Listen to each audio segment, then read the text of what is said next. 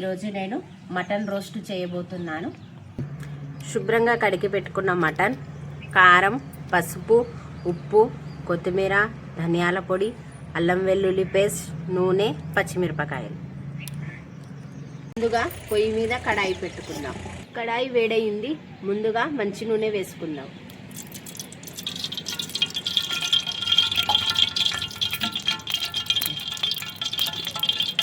ముందుగా కడిగి పెట్టుకున్న మటన్ ముక్కల్ని వేసుకుందాం.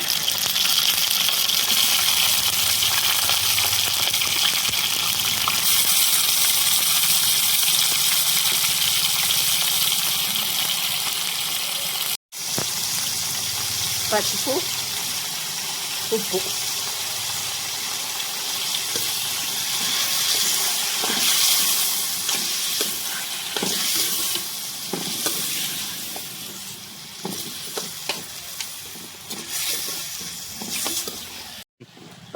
ఉప్పు వేసుకోవడం వల్ల మటన్ తొందరగా ఉడుకుతుంది.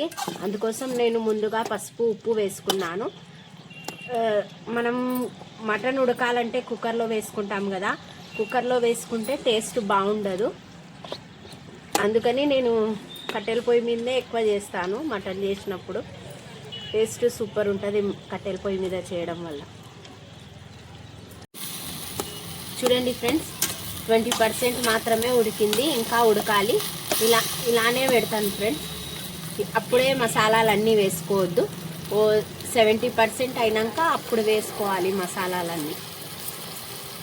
అప్పటి వరకు మూత పెట్టి పెట్టుకుందాం.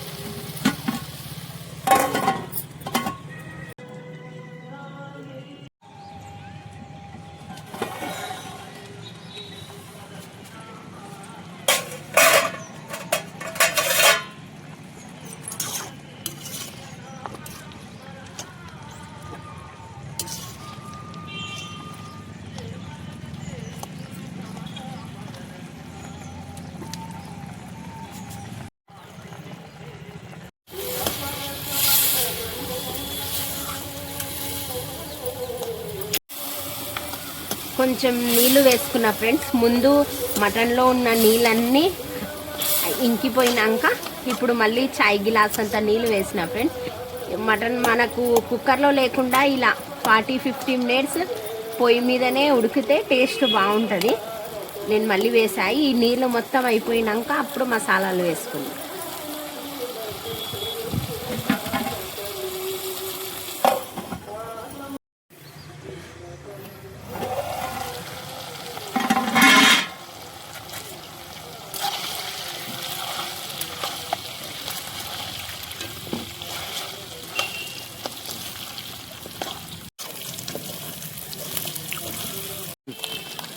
అల్లం వెల్లుల్లి పేస్ట్,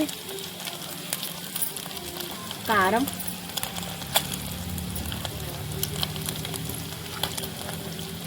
ధనియాల పొడి, పచ్చిమిర్చి,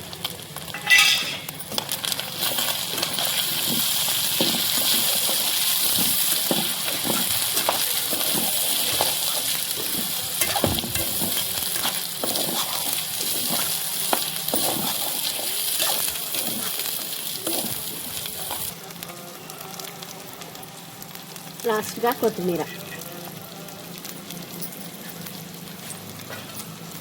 ఇలా కలుపుకొని 5 నిమిషాలు ఇలా పెట్టుకొని తర్వాత దింపేసుకుందాం.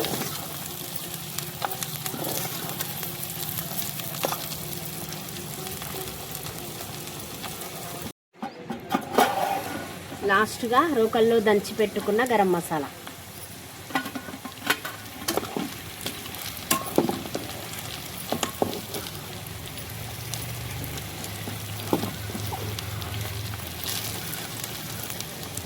చూడండి ఫ్రెండ్స్, అయిపోయింది. మనం మటన్ని ఎక్కువ గ్రేవీ చేసుకుంటాము, కానీ మా ఇంట్లో మా ఆయనకి మా మామయ్యకి గ్రేవీ అంటే ఇష్టం ఉండదు.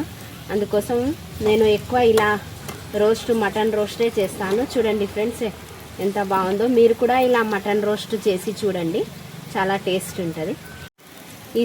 ఈ మటన్ రోస్ట్ని మనం చపాతీలో అయినా సరే, జొన్న రొట్టెలో, రైస్లో కూడా బాగుంటుంది. మీరు కూడా ట్రై చేసి చూడండి.